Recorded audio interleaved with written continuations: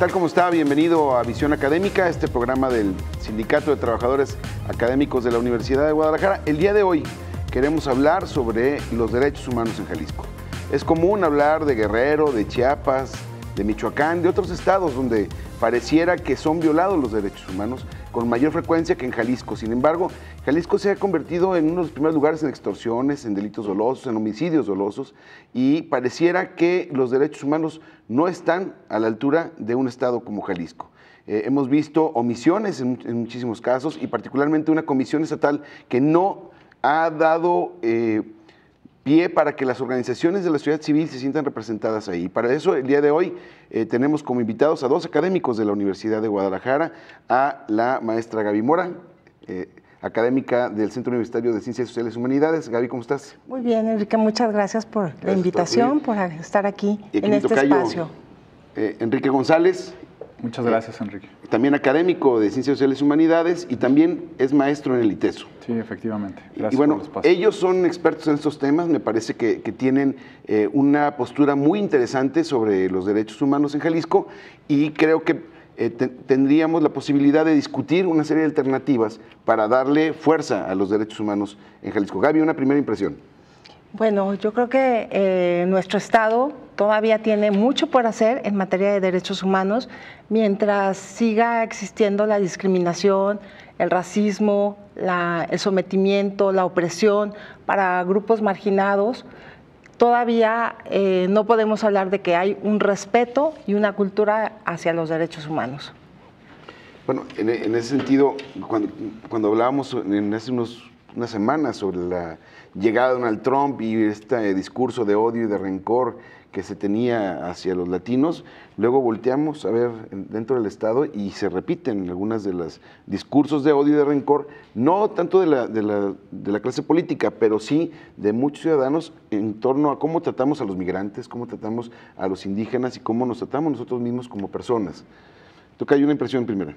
Sí, bueno, ¿qué te puedo decir? En materia de derechos humanos, Enrique, Gabriela, me parece que Jalisco todavía debe mucho, tanto en un plano desde la visión estatal. Al final de cuentas, la protección de los derechos humanos depende del Estado, porque son estos quienes nos reconocen. Entonces, me parece que en la plana general del Estado de Jalisco deja mucho que desear, ¿no? Hay componentes básicos, quisiera yo hablar de uno de ellos, simplemente la armonización legislativa respecto a la reforma constitucional en materia de derechos humanos que se dio a nivel federal en junio 10 del 2011. Todavía hasta la fecha no ha habido una armonización adecuada a los marcos normativos locales, ¿no? Por una parte tenemos este Frankenstein de lo que se hizo en el 2009 con la reforma del artículo 4 de la Constitución Política del Estado de Jalisco y sus municipios, en donde sí incluimos el principio pro persona, pro homine, que incluía el primero constitucional, pero tenemos retrocesos tan grandes como tratar de blindar la concepción de la vida desde su nacimiento, ¿no? Entonces ahí tú tienes cierta coalición de derechos que se contraponen, ¿no? Y si luego nos ponemos a analizar a nivel legislativo las leyes secundarias de la Constitución Política del Estado de Jalisco, pues también entonces tenemos que no ha habido una compatibilidad con esta armonización. Todavía se habla de individuos, no se habla de personas, ¿no? Todavía se habla de garantías y no de derechos humanos.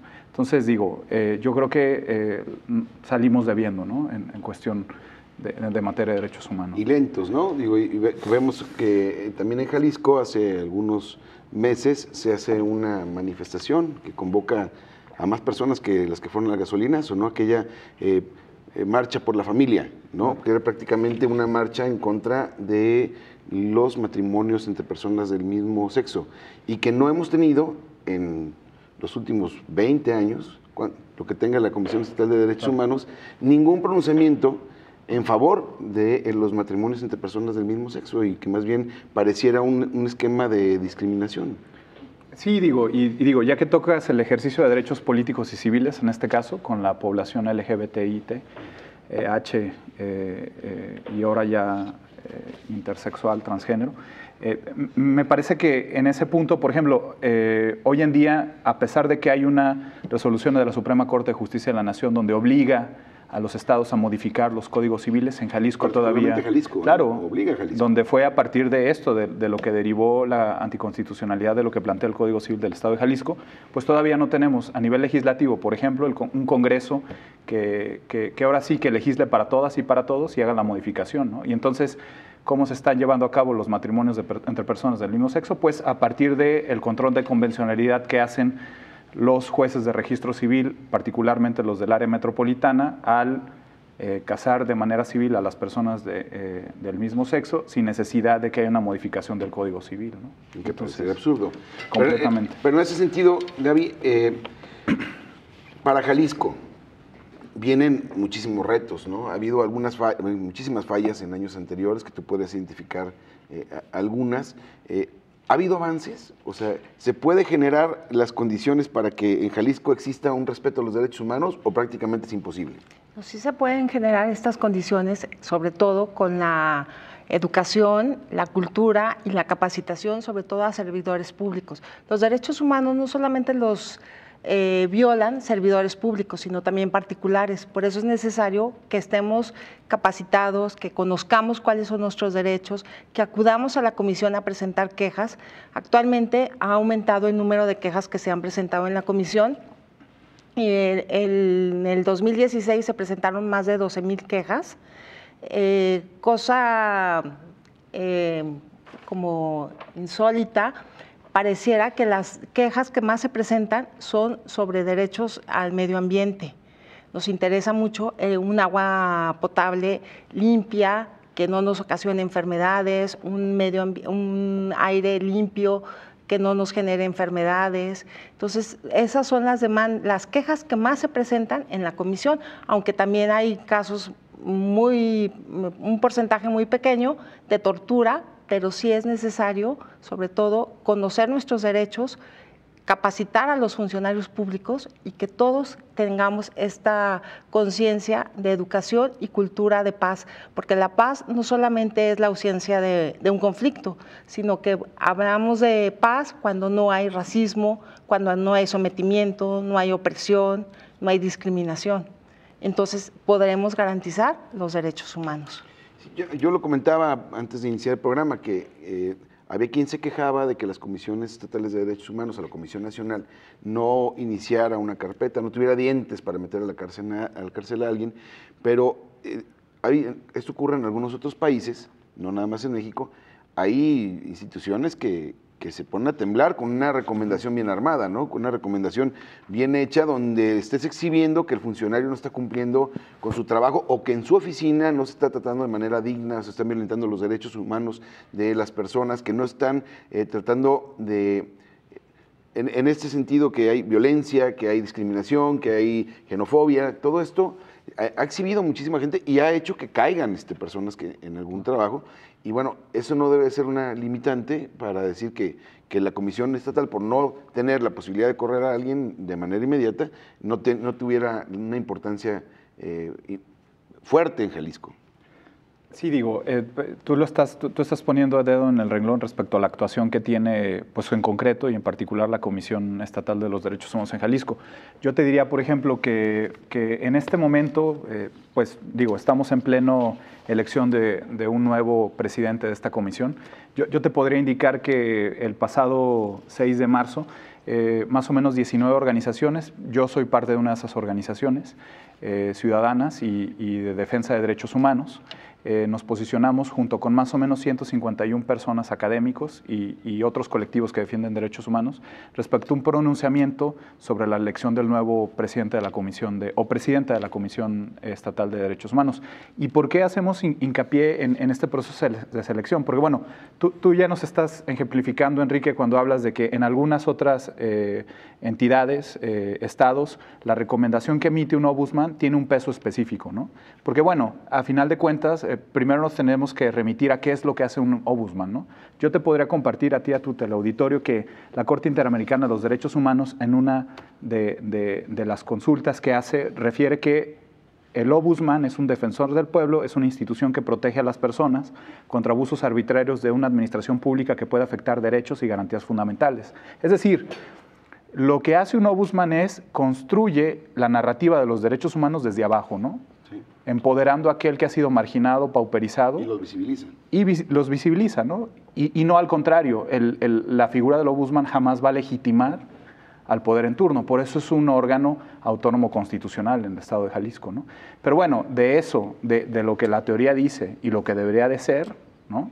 Del ser y del deber ser, creo que estamos muy lejos, ¿no? Con el actual ombudsman, ¿no? Y eso es lo grave, ¿no? De que en un país, en un estado tan bonito como este, con tantos académicos, tantas personas dedicadas al activismo en los derechos humanos que han venido con quejas recurrentes durante mucho tiempo.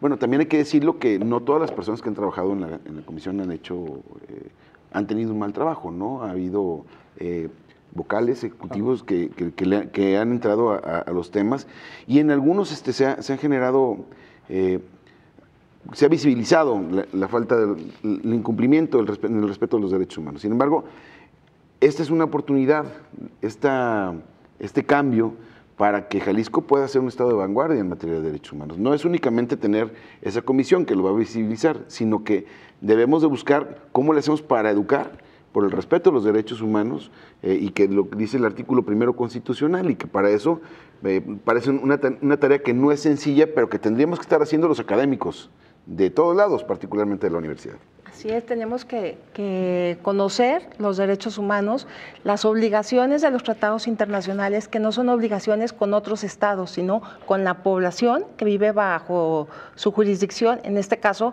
los jaliscienses y todos los mexicanos, independientes y los extranjeros que también se encuentren ya sea de paso o viviendo en México. Entonces es una obligación también de nosotros conocer los derechos humanos y capacitar a los funcionarios, porque el Estado tiene la obligación de proteger, respetar y sancionar los derechos humanos.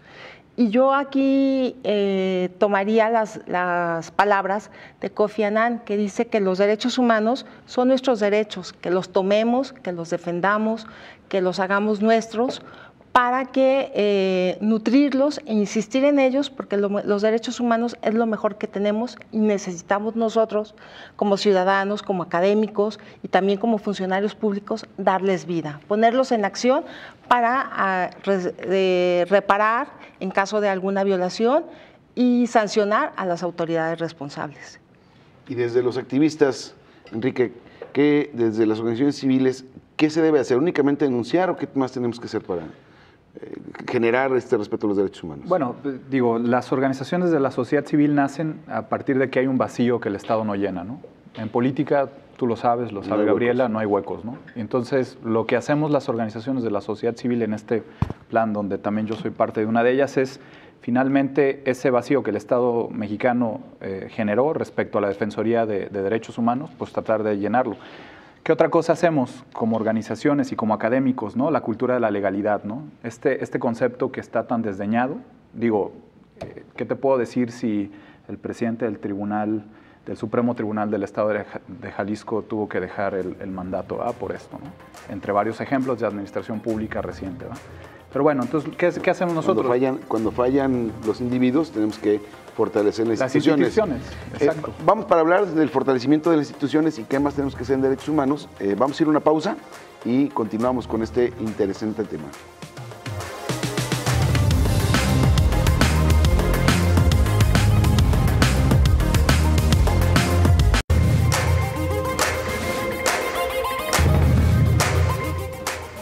Regresamos a su programa Visión Académica. Recuerde que puede seguirnos por @académicavisión y en mi Twitter personal @enriquev01. Este es un programa del Sindicato de Trabajadores Académicos de la Universidad de Guadalajara. Y el tema de hoy, los derechos humanos.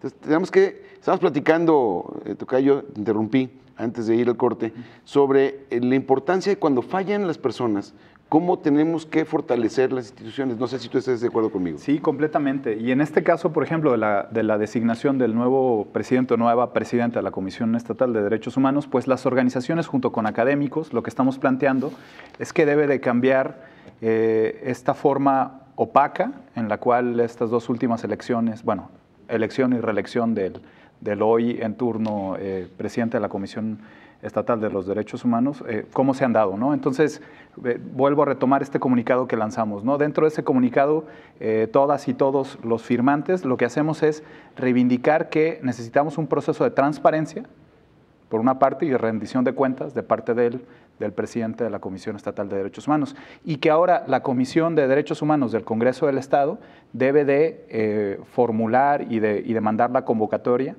conforme a lo que la misma ley establece, ¿no? Que en la anterior, por ejemplo, te daría un ejemplo, en la anterior reelección de este presidente, en el año 2012, pues hubo varios elementos de forma que demostraron una opacidad respecto a la elección, ¿no? Su reelección, ¿no? Uno de ellos te podría decir que la convocatoria estaba planteada para el mes de agosto del 2012 y de repente en el Congreso la adelantaron para el mes de enero por la coyuntura de las elecciones, ¿no? Según decían que se hacían en julio, ¿no? Pero bueno, esto dejó de lado que muchos de los aspirantes ciudadanos, como la misma ley establece, pudieran participar, ¿no? Y entonces no hubo los procesos de cómo se religió este personaje, no estuvieron transparentados, porque no fue el mejor perfil, sino fue, en su caso, el que más cartas de recomendación presentó, ¿no? En ese entonces presentó, recuerdo, 200 cartas de recomendación firmadas por distintos colectivos para legitimarlo.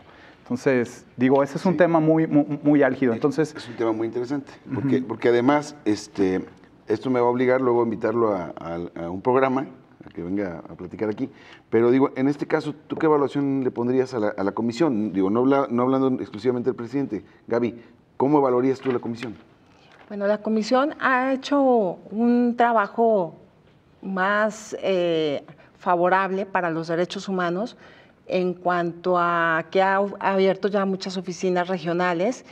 La gran mayoría de las quejas que se presentan en la comisión, el 95% son de la zona metropolitana. Entonces sí tendríamos que enfocarnos en los municipios, sobre todo donde no hay oficinas regionales, para llevar esa cultura de respeto y de defensa. ¿Perdón? Está centralizado y los ciudadanos de la zona metropolitana son los que más presentan quejas, quizás ya por la educación, la cultura de respeto hacia los derechos humanos. Entonces hay que llevarlo a todo el Estado para que todos hagan denuncia en cuanto a que cuando consideren que se ha vulnerado algún derecho. ¿Tú crees que se generan más violaciones a los derechos humanos en los municipios que no son de la zona metropolitana, más que en Guadalajara, pues? Sí, yo creo que sí se han de vulnerar más, sobre todo los derechos al medio ambiente. Son los que más se vulneran, ya sea por empresas, por los particulares, que contaminan el agua, que no hay atención. Por ejemplo, aquí en la zona metropolitana apenas se han hecho rampas para personas con discapacidad, también en los municipios donde no tienen acceso las personas con discapacidad. ¿Estás de acuerdo tú? Yo creo que no. Yo particularmente pienso que en el balance la Comisión Estatal de Derechos Humanos sale debiendo en demasía, ¿no? Y voy a hablar primero con cuestión donde más nos duele como ciudadano, el presupuesto. Estamos hablando que esta comisión tiene un presupuesto anual más o menos de 141 millones de pesos, ¿no? Entonces es un presupuesto muy grande, ¿no? Que en la práctica hemos observado que al final actúa como una agencia de colocación, ¿no? La Comisión Estatal de Derechos Humanos sirve para todos aquellos políticos desarticulados por los partidos van y llegan y tienen un puesto ahí, ¿no? Personas que no tienen capacidad, que no entienden cuál es la narrativa y la construcción de las violaciones a derechos humanos y que a final de cuentas son los que funcionan como visitadores que van a atender quejas por presuntas violaciones a derechos humanos que no van a derivar en nada. Y si llegaran a derivar en en una posible recomendación, lo que termina haciendo es conciliar. Y es otro de los puntos que a mí me gustaría ser como muy enfático. La justicia no se concilia. Y aunque dentro de la ley orgánica de la Comisión Estatal de Derechos Humanos está establecido el proceso de conciliación, pues al final, ¿cuál va a ser el contrapeso que vamos a ejercer con el poder? O se respetan o se violan. Claro, pero no se concilian. Entonces, creo que ahí siempre nos ha, con ese ejemplo siempre... Es muy interesante ese... Sí, y siempre observamos que cuando son violaciones muy graves, no se pueden conciliar. Sí, pues. Claro, ¿cómo restituyes la dignidad de la persona? ¿no? Sí. Ese es como un gran paradigma. Y en ese sentido, digo, hay luchas concretas que nosotros en este sistema capitalista de acumulación por despojo, que al final es el sistema mundo que vivimos, muchas luchas están invisibilizadas, ¿no? Invisibilizadas por parte de este actor que debería ser el ombudsman, su defensor. Te voy a dar un ejemplo muy claro, ¿no? El pasado mes de febrero, con los compas y compañeras de los ejidatarios del Zapote, estos compas que están tratando de que se reivindique su derecho a la tierra, que fueron despojados hace 30 años de los terrenos que hoy ocupa el aeropuerto internacional de Guadalajara, del Miguel Hidalgo, bueno, Tlajomulco. Fueron desalojados por parte de la Policía Estatal con uso excesivo de la fuerza. Hubo una lesionada, una compañera, y entonces se inició una investigación por parte de la Comisión Estatal de Derechos Humanos, pero mucho antes de que se diera ya la resolución a esa investigación, hubo un posicionamiento de Felipe de Jesús Álvarez Cibrián, de entrada manifestando que, aunque no tenía la resolución de esa investigación, él señalaba que fueron desalojados conforme a derecho. Entonces, ¿cómo puedes tú posicionarte respecto a un tema si no tienes la conclusión de una investigación? Entonces, digo, como esa narrativa se reproduce, ¿no? O sea, puedo decirles de bote pronto distintas luchas de colectivos que reivindican el derecho a la tierra, el colectivo Defendamos el Cerro de la Reina en Tonalá, cuando han visto algún posicionamiento de Lobuzmán, con los compas del Comité Salvabosque del Cerro del Nisticuil en Zapopan, con este conflicto que tienen con el hoy alcalde edil de Zapopan. Los temas del agua. Exacto, con los temas del agua. Simplemente la macro recomendación del 2009, que creo que eso sí te voy a dar como una estrellita, son de las cosas buenas que ha hecho la comisión, no ha dado seguimiento a esa macro recomendación, ¿no? Y no ha hecho como realmente un posicionamiento enérgico respecto al no acatamiento de esa macro recomendación. Y bueno, ¿y qué te digo? Los comuneros de la isla de Mezcala, digo, todas estas luchas que son de base están invisibilizadas por el que se supone debe ser su defensor. ¿Y qué provoca la violación constante a los derechos humanos en Jalisco? Pues primero que no entendamos la magnitud que tuvo esta reforma constitucional en materia de derechos humanos a nivel federal en junio, que ya mencioné, ¿no? Del 2011, ¿no? Pensar todavía entonces, dado que no hay una institución que proteja con autonomía, pues entonces se piensa que el discurso de los derechos humanos es etéreo y no concreto, ¿no? Entonces, si como ciudadanas y ciudadanos o como servidores públicos... Un tema de moda, ¿no? Todo el mundo habla, exacto, pero nadie lo practica. Pero nadie lo practica. Se entendiera, por ejemplo, los preceptos básicos del primero constitucional, que es el principio pro persona o el control de convencionalidad, donde obliga a todas las autoridades, sin importar el nivel de gobierno o el poder que sea, nadie debe acatar. ser discriminado ni por su credo, ni por su raza, ni religión, ni preferencia sexual. Exacto. Y por todo el catálogo del último párrafo del primero, que es el cuarto párrafo del primero constitucional, donde dice todas estas etiquetas, ¿no? de discriminatorias. Entonces, cuando ves que no tienes como institución a alguien que te defiende, pues entonces diluyes el discurso o la narrativa en torno a ese concepto, ¿no? Me parece que puede ser eso. ¿Y cómo, entonces, en ese sentido, cómo están los derechos humanos en Jalisco? Todavía falta mucho, así como decía Enrique, tiene una deuda. Necesitamos enfocar esta cuestión de cultura, de respeto hacia los derechos humanos. ¿Por qué? Porque necesitamos tener una institución que defienda los derechos humanos de todas las personas. Y que tome acciones, ¿no? Y que sí, tome acciones para llevar a cabo una serie de actividades que permitan que la gente conozca y reconozca cuando se están agrediendo sus derechos, pero también cuando provoca una falta en los derechos humanos de alguien más, ¿no? Sí, efectivamente, y que acompañe, ¿no? Que acompañe a esa persona. Sobre todo a las víctimas, claro, que tenga un acompañamiento cercano, junto con la Comisión de Atención a Víctimas, para que les puedan reparar los daños. En este periodo se ha hecho una reparación del daño que aproximadamente han sido de 30 millones de pesos. Sin embargo, esos 30 millones de pesos yo creo que son insuficientes para reparar la dignidad de las personas. Cuando se han violentado de una forma muy grave, entonces es insuficiente cualquier cantidad. Pero lo más importante es llegar a capacitar a los funcionarios y obligar al Estado a que haya una garantía de no repetición de violaciones hacia los derechos humanos. ¿Quién viola más los derechos humanos? ¿Los funcionarios de las oficinas, o los policías, el ejército? Que hay un tema ahí pendiente, ¿no? Tenemos que hablar mucho del tema del ejército. Tenemos un país que decimos que no estamos en guerra, pero el ejército está en la calle y este ejército va pisoteando los derechos humanos porque no fueron entrenados para cuidar, verse bien, ¿no? Ellos han sido entrenados para defender o para matar. Sí, efectivamente. Digo, cuando tú planteas, bueno, al final de cuentas, pues siempre es un servidor público quien violenta. En este momento, la guerra en la que vivimos, porque literalmente bien pudiera ser considerado un escenario de guerra. El número de muertos y el número de heridos, prácticamente estamos en guerra. Claro, ¿no? entonces, digo, absurda.